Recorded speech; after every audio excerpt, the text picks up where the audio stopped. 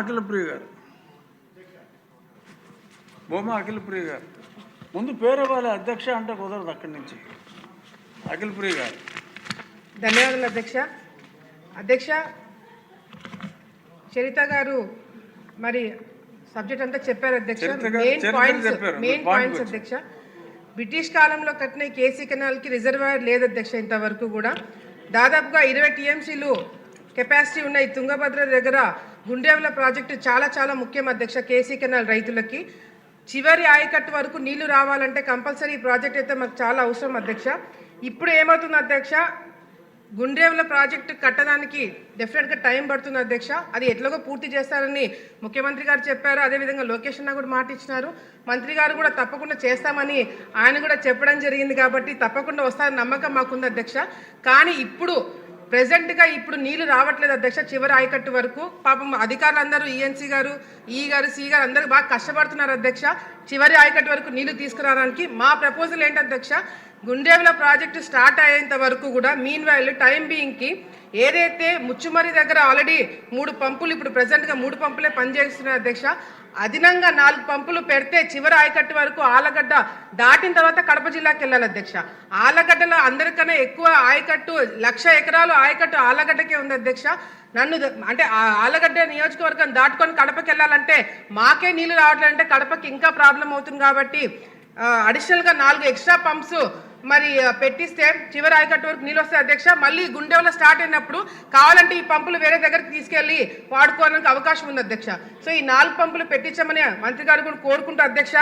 ఈరోజు ఇప్పుడు కూడా అధ్యక్ష మంత్రి గారితో నేను నిన్న కూడా ఆయనకు గుర్తు చేశాను. ఆలగడ్డ ప్రాంతంలో శిల్పా వెంచరు ఏదైతే ఎంక్రోచ్మెంట్ చేసే ఇప్పుడు కూడా 7,000 ఎకరాలకి నీళ్లు రాకుండా ఆ ప్రాజెక్టు వల్ల మాకు ఇబ్బంది కలుగుతుంది అధ్యక్ష. మంత్రి గారు ప్రామిస్ చేశారు, మళ్ళీ ఒకసారి దాని గురించి క్లారిటీ ఇచ్చి దీని మీద ఎంక్వైరీ పెట్టించాలని చెప్పి కూడా ఆయన కోరుకుంటున్నాను అధ్యక్ష. ఎందుకంటే కేవలము ఈ శిల్పా వెంచర్ ఆలగడ్డనే కాదు అధ్యక్ష, నంద్యాలలో కూడా ఈ విధంగానే చేశారు అధ్యక్ష. నిన్న మాధవి గారు కూడా చెప్పినారు, కడపలో కూడా ఈ విధంగా కేసీ కెనాల్ మరి భూమిని ఆక్రమించుకొని రియల్ ఎస్టేట్ వ్యాపారం చేస్తున్న వాళ్ళకి శిక్ష పడేలాగా కఠినంగా చర్యలు తీసుకోవాలని చెప్పి కూడా మంత్రి గారిని కోరుకుంటున్నాను అధ్యక్ష. ధన్యవాదాలు అధ్యక్ష. సమస్యతో పాటు పరిష్కారం కూడా సింపుల్గానే చెప్పినట్టుగా అనిపించింది.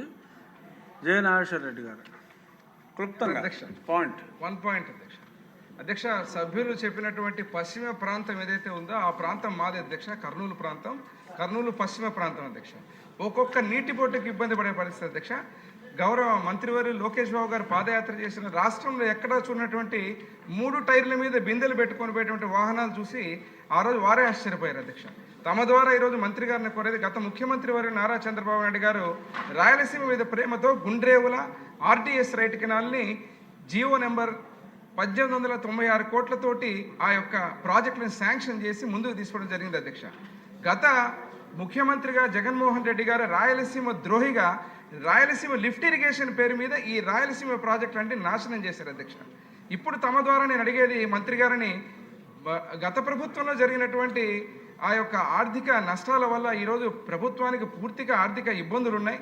కనీసం డిపిఆర్ అక్విజిషన్ సంబంధించిన 5-10 కోట్లతో ఆ ప్రాజెక్టులు ముందుకు తీసుకుపోతే మళ్ళీ దశల వారీగా ఆ ప్రాజెక్టు ముందుకు తీసుకునే విధంగా మనకు అవకాశం ఉంటుంది తమ ద్వారా తెలియజేస్తూ మంత్రివర్యుల్ని ఆ యొక్క ప్రాజెక్ట్ని ఎప్పుడు ఏ రకంగా ఈ యొక్క అక్విజిషన్కి సంబంధించిన నిధులు కేటాయించి ముందుకు తీసుకుపోతే తెలియవలసిందిగా కోరుతున్నా అధ్యక్ష.